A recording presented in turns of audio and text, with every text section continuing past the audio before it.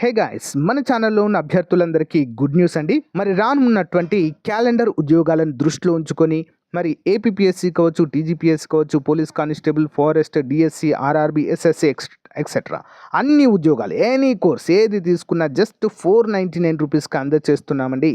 So 6 months వ్యాలిడిటీతో అయితే అందజేస్తున్నాం. కొన్నిటికి 1 ఇయర్ వ్యాలిడిటీ కూడా ఉంది ఫ్రెండ్స్.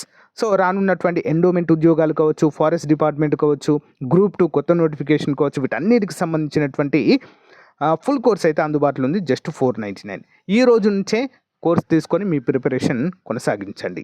అంతేకాకుండా ఎనీ టెస్ట్ సిరీస్ అండి జస్ట్ 99 రూపీస్కి అందజేస్తున్నామండి. 50,000 ప్రశ్నలతో ఈచ్ అండ్ ఎవ్రీ టాపిక్ని క్లియర్గా ఎక్స్ప్లెయిన్ చేయడం అయితే జరిగింది. ఓకేనా. కోర్సులో కూడా 20 ఇయర్స్ ఎక్స్పీరియన్స్డ్ ఫ్యాకల్టీ చేత క్లాసెస్ చెప్పించామండి. పర్ఫెక్ట్గా ఉన్నాయండి. ఒకసారి చూసి మీరే డిసైడ్ అవ్వండి. App link in video description అండి. డౌన్లోడ్ చేసి ముందుగా మీ యొక్క మొబైల్ నెంబర్తో రిజిస్టర్ అయ్యి స్టోర్ ఆప్షన్లో కోర్స్ ఉంటుంది, పర్చేజ్ చేయండి. పర్చేజ్ చేసిన తర్వాత కోర్స్ కంటెంట్ ఆప్షన్లో మీకైతే అన్నీ కూడా అందుబాటులో ఉంటాయి. ఇంకెందుకండి లేట్, వెంటనే మీ యొక్క కోర్స్ తీసుకొని ప్రిపరేషన్ స్టార్ట్ చేయండి. రానున్నటువంటి క్యాలెండర్ ఉద్యోగాలలో జాబ్ సాధించడమే లక్ష్యంగా ముందుకు సాగండి. All the best to everyone.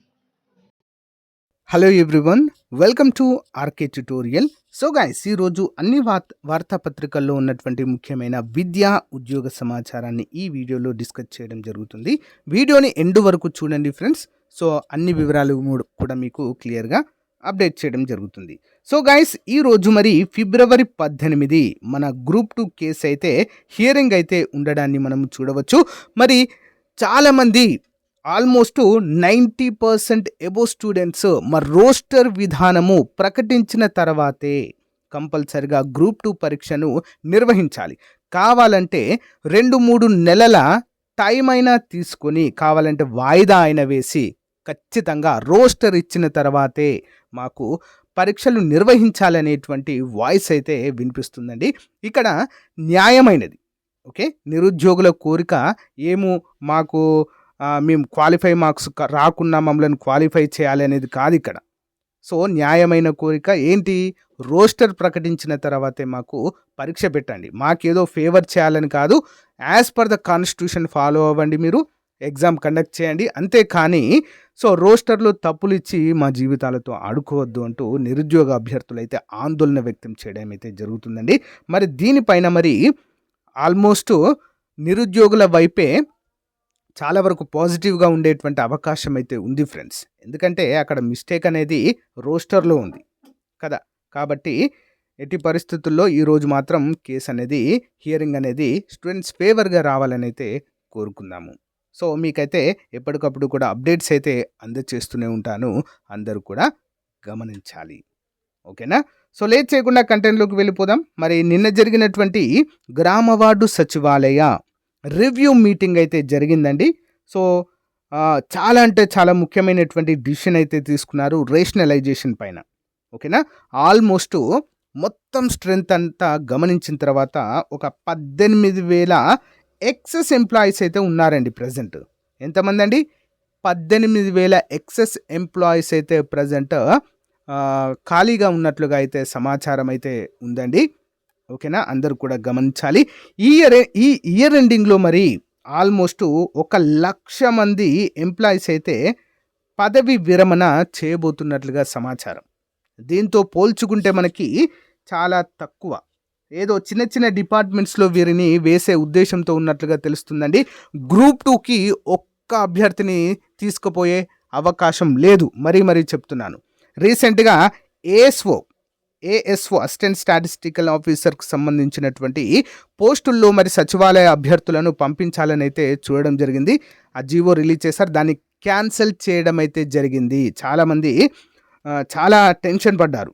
ఏసో అంటే చాలా మంచి పోస్టులు, సచివాలయ ఉద్యోగులను తీసుకెళ్తే మళ్ళీ మనకు గ్రూప్ 2 నోటిఫికేషన్ ఉంటుందా లేదా అని చెప్పి చాలామంది డౌట్ పడ్డారు. బట్ తీసేశారండి. ఈవెన్ జూనియర్ అసిస్టెంట్, సీనియర్ అసిస్టెంట్లు కూడా ఇచ్చే యోచనలో లేనన్నట్లుగా మనకైతే తెలుస్తుందండి. ఆల్మోస్ట్ గ్రూప్ 4లో వీరినైతే ఫిల్ చేసే యోచనలో ఉన్నట్లుగా ప్రభుత్వం అయితే తెలుస్తుంది. ఓకేనా. బట్ ఈ ఇయర్ ఎండ్లో మాత్రం మనకు 1,00,000 ఖాళీలు అయితే ఉండబోతున్నాయండి. అంటే మనకు జాబ్ క్యాలెండర్లో చాలా అంటే చాలా వేకెన్సీస్ ఉండబోతున్నాయి. గ్రూప్ 2 కావచ్చు, ఓకేనా, జూనియర్ అసిస్టెంట్లు కావచ్చు, ఓకే, ఏపీఎస్ ఆర్టీసీలో కావచ్చు, గ్రంథాలయ శాఖల్లో కావచ్చు, చాలా అంటే చాలా వేకెన్సీస్ ఉండబోతున్నాయి ఫ్రెండ్స్. సో ముందస్తుగా మీ ప్రిపరేషన్ అయితే కొనసాగించండి, ఓకేనా. మరొక హైలైట్ అంశం ఏంటి అంటే నిన్న జరిగినటువంటి గ్రామ వార్డు సచివాలయ రివ్యూ మీటింగ్లో అవసరమైతే మరొక సచివాలయ రిక్రూట్మెంట్ కూడా తీస్తామంటూ మంత్రి అధికారికంగా ప్రకటించారండి. అర్థమైంది కదా. ఒకవేళ సచివాలయాల్లో ఇంకా సరిపోకుంటే ఇంకా మరొక రిక్రూట్మెంట్ ద్వారా కూడా మళ్ళీ సచివాలయం నోటిఫికేషన్ ఇస్తామంటూ కూడా ప్రకటించడాన్ని మనం ఈరోజు వార్తాపత్రికల్లో చూడవచ్చు. 1 by 1 అయితే చూద్దాము.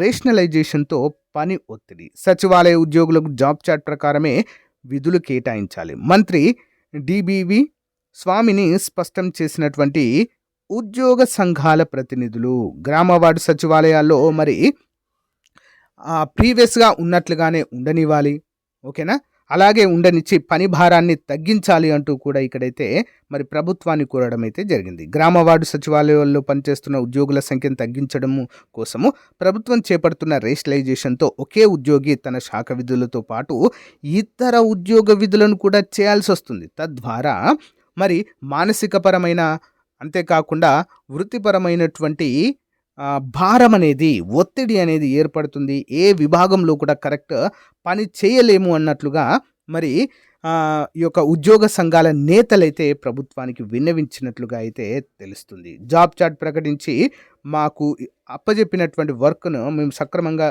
నిర్వర్తిస్తాము, సో ఎలాంటి రేషనలైజేషన్ చేపట్టద్దు అంటూ ఇక్కడైతే చెప్పడాన్ని మనం చూడవచ్చు. ఇంకొక చాలా చాలా ముఖ్యమైన అప్డేట్ ఏంటి అంటే 65% ఎస్ఐ పోస్టులు నేరుగా భర్తీ. సో రానున్నటువంటి ఎస్ఐ పోస్టుల భర్తీ మార్గదర్శకాలను రాష్ట్ర ప్రభుత్వం ఖరారు చేసింది. రానున్నటువంటి పోలీస్ రిక్రూట్మెంట్లో ఇది ఫాలో అవుతారండి. డైరెక్ట్ రిక్రూట్మెంట్ ద్వారా 65% పోస్టులు, పోలీస్ శాఖలో పదోన్నతుల ద్వారా 30% పోస్టులు, reserved SI, AR, APSP, SAR, CCL విభాగాల నుంచి బదిలీ ద్వారా 5% పోస్టుల భర్తీ చేయాలని నిర్ణయించింది. ఈ మేరకు పోలీసు సబార్డినేట్ నిబంధనలు సవరిస్తూ నోటిఫికేషన్ను ప్రభుత్వం సోమవారం విడుదల చేయడము జరిగింది. చాలా చాలా ఇంపార్టెంట్ అండి. రానున్నటువంటి ఎస్ఐ కానిస్టేబుల్ ఉద్యోగాలలో ఈ నిబంధన అమలు కాబోతున్నట్లుగా అయితే సమాచారం అయితే ఉందండి. డైరెక్ట్గా ప్రభుత్వం వీటికి ఆమోదించి జీవో కూడా నిన్న విడుదల చేయడం కూడా చూడవచ్చు. నెక్స్ట్ వన్ చూద్దాము. హేతుబద్ధీకరణ నిరీక్షణ జీవో నంబర్ 1ని సవరించాలి. పదోన్నతులకు జాబ్ చార్ట్లు అమలు చేయాలి. పట్టభద్రులకు జూనియర్ అసిస్టెంట్ క్యాడర్ ఇవ్వాలి. గ్రామ వార్డు సచివాలయ ఉద్యోగ సంఘాల డిమాండ్. ఇక్కడ ప్రభుత్వం ఏం చేసిందనండి, అయితే గ్రామ సచివాలయ ఉద్యోగులకు జూనియర్ అసిస్టెంట్ ఉద్యోగాలు ఇచ్చే యోచనలో లేనట్లుగా అయితే సమాచారం ఉండడంతో మరి ఇక్కడ ఏం చేశారంటే మరి ఇస్తే మా జాబ్లు మేము చేసుకొని ఇవ్వండి, మా జాబ్ చార్ట్ మాకు రిలీజ్ చేయండి, లేకుంటే జూనియర్ అసిస్టెంట్ ఇవ్వండి అంటూ డిమాండ్ అయితే చేయడం జరిగింది. బట్ ప్రభుత్వం అయితే సుముఖంగా లేనట్లుగా అయితే నిన్నటి సమావేశంలో తెలుస్తుందండి. సో ఇక్కడ మరి అంటే ఆల్మోస్ట్ ఒక 18,000 ఖాళీలను అయితే ఇక్కడ మెన్షన్ చేయడం అయితే జరిగిందండి. 18,000 ఎక్సెస్గా ఉన్నటువంటి ఎంప్లాయీస్ అయితే ఉన్నట్లుగా అయితే సమాచారము ఈ యొక్క సమావేశం ద్వారా తెలుస్తుందండి, ఓకేనా. గ్రామ వార్డు సచివాలయ ఉద్యోగుల హేతుబద్ధీకరణపై ప్రభుత్వం జారీ చేసిన ఉత్తర్వుల్లో సవరణలు చేపట్టాలని గ్రామ వార్డు సచివాలయ ఉద్యోగ సంఘాలు తేల్చెప్పాయి. మరి ప్రభుత్వం ప్రతిపాదించిన హేతుబద్ధీకరణపై అనేక అవరోధాలు ఉన్నాయని, వాటిని ముందుగా పరిష్కరించాలని కోరడం కూడా మనమైతే చూడవచ్చు, ఓకేనా. సో అంతేకాకుండా ఇక్కడ ఒకటి చాలామంది అభ్యర్థులకు చెప్పాలనుకున్నది ఏంటి అంటే రానున్నటువంటి ఏపీపీఎస్సీ క్యాలెండర్లో మరి యొక్క హేతుబద్ధీకరణ ఏమైనా ఎఫెక్టివ్ చూపిస్తుందా, ఖాళీలు తగ్గే అవకాశం ఉందా అంటే అఫ్కోర్స్ ఆల్మోస్ట్ ఉండకపోవచ్చండి. ఇంకా ఏమన్నారు ఇక్కడ చూస్తే షాక్ అవుతారు. ఏంటి ఇక చూడండి, ఒక్క సచివాలయ ఉద్యోగిని తొలగించము, అవసరమైతే కొత్త నియామకాలు చేపడతామంటూ క్లియర్గా చెప్పడం అయితే జరిగిందండి, ఓకేనా. అవసరమైతే కొత్త నియామకాలైనా చేపడతాం, కానీ ఒక్క సచివాలయ ఉద్యోగిని తొలగించమంటూ క్లియర్గా మెన్షన్ చేయడం అయితే జరిగింది. బట్ ముందస్తుగా అసలు ఈ 3 కేటగిరీలుగా విభజించారు కదండి, కేటగిరీ 1, కేటగిరీ 2, కేటగిరీ 3. మరి ఏ కేటగిరీకి అకార్డింగ్ టు పాపులేషన్ అంటే జనాభా ప్రాతిపాదికన ఏ సచివాలయంలో ఎంతమంది ఉన్నారనేది మరి ఈ యొక్క సమావేశంలో నిర్ణయించడం అయితే జరిగింది. ఆల్మోస్ట్ అన్ని సెట్ చేయంగా ఒక 18,000 మంది మాత్రమే ఎక్సెస్గా ఉన్నట్లుగా క్లియర్గా అర్థమవుతుందండి. ఓకేనా, ఎక్సెస్గా వీరిని కూడా గ్రూప్ 4 కేటగిరీ లాంటి వాటిలో వేసే ఉద్దేశంలో ఉన్నట్లుగా తెలుస్తుంది.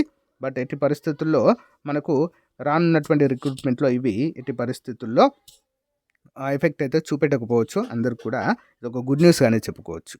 ఎస్ఐ పోస్టులకు 65% ప్రత్యక్ష నియామకాలు అంటూ కూడా ఇక్కడైతే క్లియర్గా మరొక అప్డేట్ కూడా ఇవ్వడం అయితే జరిగిందండి. సో గైస్, మరి ఇది ఈ రోజుకు సంబంధించినటువంటి ముఖ్యమైన అప్డేట్. దీనిపైన మీ అభిప్రాయాన్ని కామెంట్ రూపంలో తెలియచేయండి. ఈరోజు గ్రూప్ 2కి సంబంధించినటువంటి హియరింగ్ అప్డేట్ అయితే మీకు తెలియజేస్తాను friends. Hope for the best. ఎవరు కూడా టెన్షన్ పడద్దు. ఇక్కడ 2 రకాల అభ్యర్థులు అయితే ఉండడాన్ని మనం చూడవచ్చు. సో చాలా సంవత్సరాల నుంచి మేము ప్రిపేర్ అవుతున్నాము, మాకు ఖచ్చితంగా ఎగ్జామ్ అనేది కండక్ట్ చేయాలని కొంతమంది ఉంటుందండి, కొంతమందికి ఉంటుంది. ఎట్ ద సేమ్ టైం లేదు, ఎస్సీ ఎస్టీ బీసీలమైన మేము, ఈడబ్ల్యూఎస్ అయిన మేము రిజర్వేషన్ కోల్పోతే అంటే రోస్టర్ కోల్పోతే మళ్ళీ ఎప్పుడు వస్తుందో నోటిఫికేషన్ 5 సంవత్సరాల తర్వాత కూడా రావచ్చు. సో అంటే అంటున్నారు, బట్ ఇయర్లోనే వచ్చే అవకాశం ఉందిలే ఇది అయిపోయిన తర్వాత. కానీ వాళ్ళ యొక్క ఉద్దేశం ఎప్పుడు వస్తుందో మాకు తెలియదు. కాబట్టి ఈ రిక్రూట్మెంట్లోనే కంపల్సరిగా రోస్టర్ సవరించిన తర్వాతే సో ఎగ్జామ్ కండక్ట్ చేయాలి. ఓకే, అంటే అభ్యర్థుల అంటే విషయం ఏంటి అంటే, ఒకవేళ ఇప్పుడు కండక్ట్ చేసినా కూడా అది నిలవదండి, అది మాత్రం నిజం. మళ్ళీ దానిపైన కేసులు పడతాయి, మళ్ళీ కోర్టులు కేసు. అంటే ఇక్కడ ఏపీపీఎస్ ఉద్దేశం ఏంటి అంటే, ఎగ్జామ్ దగ్గర పడినప్పుడు ఎప్పుడైనా గుర్తుంచుకోండి, ఎగ్జామ్ దగ్గర పడినప్పుడు కోర్టు హియరింగ్కి వెళ్ళినప్పుడు ఏం చెప్తారు వాళ్ళు, ఎగ్జామ్ దగ్గర పడింది కదా మేమేం అటువంటి అంశాన్ని అయితే చెప్తారు. సో కావాలంటే సుప్రీంకోర్టులో అయినా అప్పీల్ వేసుకోవచ్చు. సో బట్ ఏంటి టైం టేకింగ్ ఇక్కడ. ఆ టైంలో ఇప్పుడున్న టైంలో ఎగ్జామ్ ఆపడానికైతే మరి టైం లేకుండా పోతుంది కదా. సో కాబట్టి ఇక్కడే హైకోర్టులోనే ఏదైనా మంచి డిసిషన్ అయితే రావాలని అయితే కోరుకుందాం ఈరోజు. ఓకేనా. సో గైస్, దీనిపైన మీ అభిప్రాయాన్ని కామెంట్ రూపంలో తెలియచేయండి. సో ఇది ఈ రోజుకు సంబంధించినటువంటి అప్డేట్స్. Thank you.